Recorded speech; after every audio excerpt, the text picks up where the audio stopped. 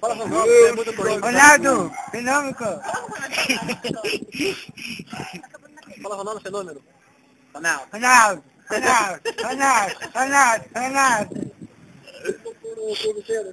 Jogar! Cada um no seu quadrado, cada um no seu quadrado. Cadê? Jogar!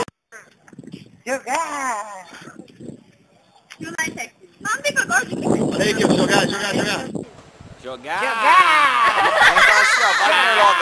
Pulou o muro e ficou. Aí pisou na cabeça do pato, o pato picou a outro. A qualquer um. Aí viajou. Chegou, tava cansado, né? Você acha que eu vou dormir ali, né? Aí chegou no hotel assim, falou assim, só que tem um problema. Você vai ficar aí. Só que tem um problema. Diz que quem peidar levava, né? Quem peidar levava. Aí tudo bem.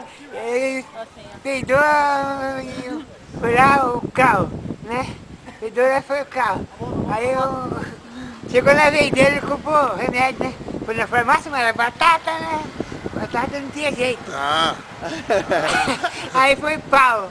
Peidou também. Eu fui lá, o outro foi lá e pau. Falou, Deus cidade do mundo. 3. Essa tem que mandar um pânico. Cadê o cidade do mundo? Você besteira, não vale. Mas eu não entendi o que ele falou. Um comendo amendoim, outro mastigando. Comendo amendoim e mastigando. Aí eu disse, para, por que você tá assim? É porque eu tô comendo amendoim.